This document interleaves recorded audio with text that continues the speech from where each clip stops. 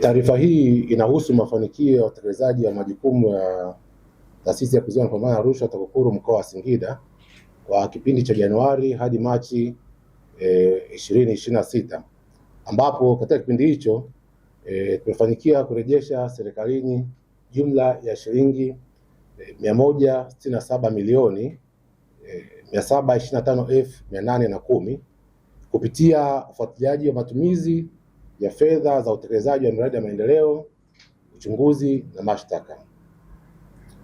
Kati ya kiasi hicho, shilingi 56 milioni 548,000 zimerejeshwa kupitia ufuatiliaji wa ukusanyaji wa mapato kwa njia za mashine za elektroniki za POS katika halmashauri za Manyoni na Iramba. Fedha hizo hazikuwasilishwa benki kwa wakati kama ambavyo inatakiwa kwa mujibu wa taratibu za ukusanyaji na uwasilishaji wa mapato ya umma. Baada ya uchunguzi wa TAKUKURU kuanza, hawa wakusanya mapato, hawa watumiwa wetu walianza kurejesha fedha hizo kwenye akaunti za halmashauri husika. Uchunguzi bado unaendelea ili hatua stahiki zichukuliwe kwa mujibu wa sheria. Hapa labda sasa niwakumbushe na nitoe wito kwa wale wote ambao wana wajibu wa kusanya mapato. Wanapopewa zile mashine, wao ndio ambao wameandikishwa, wao ndio wana wajibu wa kuhakikisha kama wanapeleka zile fedha benki. Wamekuwa na tabia ya kuzipeleka zile fedha kwa watu wengine, lakini mwisho wa siku wanapokuja kubanwa, hao watu wengine wanawaruka. Mwisho wa siku liability, wajibu ni wao huko kwao. Kwa hiyo wakumbuke kwamba wanapaswa kuwasilisha fedha hizo benki na kuzuia matumizi ya fedha ambazo ni mbichi. Vile tumefanya ufuatiliaji wa matumizi ya fedha za utekelezaji wa miradi ya maendeleo na katika ufuatiliaji huo tumeweza kurejesha shilingi 76 milioni 729,768 kutokana na ufuatiliaji wa miradi ya maendeleo 28 ambayo ina thamani ya shilingi bilioni 8.2 katika sekta za elimu, afya, barabara, utawala na maji kama ifuatavyo. Shilingi 15 milioni 620,739 zilipwa kwa wazabuni kwa ajili ya kusambaza vifaa vya ujenzi, lakini vifaa hivyo havikufikishwa kwenye maeneo ya miradi. Baada ya ufuatiliaji wetu, vifaa hivyo vyenye thamani hiyo viliwasilishwa kwenye miradi husika.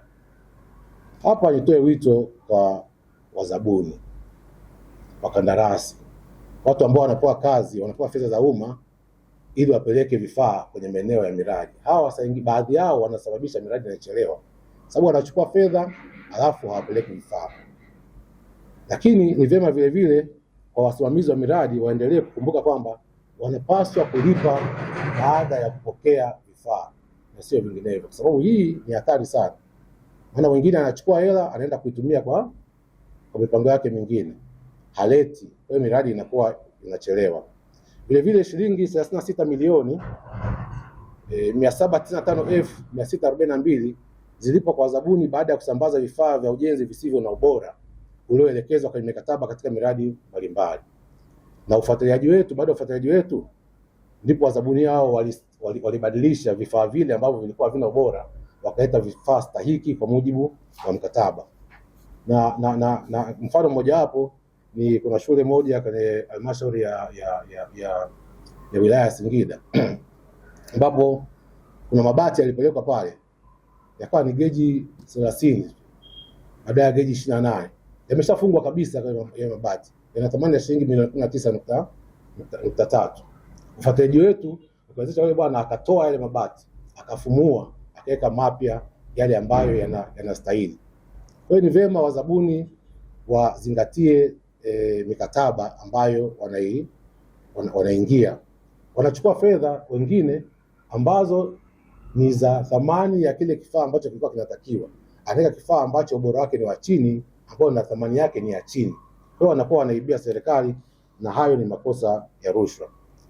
Vile vile shilingi milioni 3.5 zilitolewa kama masurufu maalum katika mradi wa ujenzi wa madarasa katika shule ya sekondari Kitinku iliyopo halmashauri ya Manyoni na hazikuwa na nyaraka za kuthibitisha matumizi yake.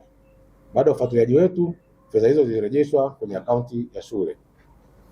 Pia ziko shilingi 17,195,843 za ongezeko ya kodi za ongezeko za thamani, yani VAT, ambazo zilibainika katika ufuatiliaji wetu kwamba zimepotea baada ya wazabuni kuwasilisha stakabadhi za kugushi za EFD na wakalipwa.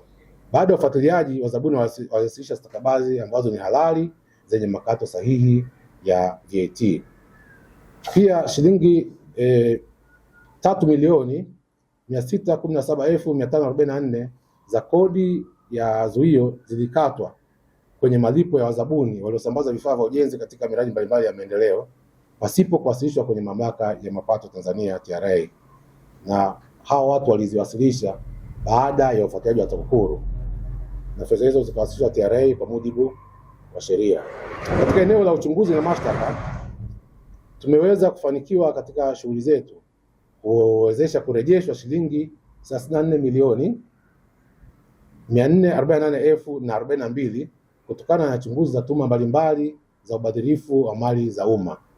Aidha, malalamiko 95 yalipokelewa katika kipindi hicho cha miezi mitatu, na kati ya hayo 51 yalihusu vitendo vya rushwa na 44 ya kuhusu vitendo vya rushwa, ambapo yale yaliyohusu vitendo vya rushwa tunaendelea na uchunguzi na mengine tumeshakamilisha, lakini yale ambayo hayakuhusu vitendo vya rushwa wahusika walishauriwa ipasavyo au kupelekwa katika maeneo mamlaka husika ambazo wana wajibu wa kushughulikia malalamiko yao.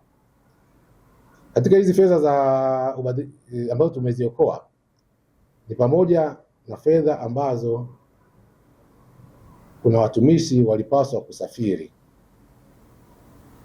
katika halmashauri ya wilaya ya Iramba, wakapaswa kusafiri wakachukua hela milioni 14.3 hivi, hawakusafiri, wakaja wakakaa muda mrefu sana kusafiri, hawajasafiri, na wengine walikuwa ni madiwani mpaka na muda wao umeisha, mpaka tumefuatilia ndio fedha hizi zikarejeshwa.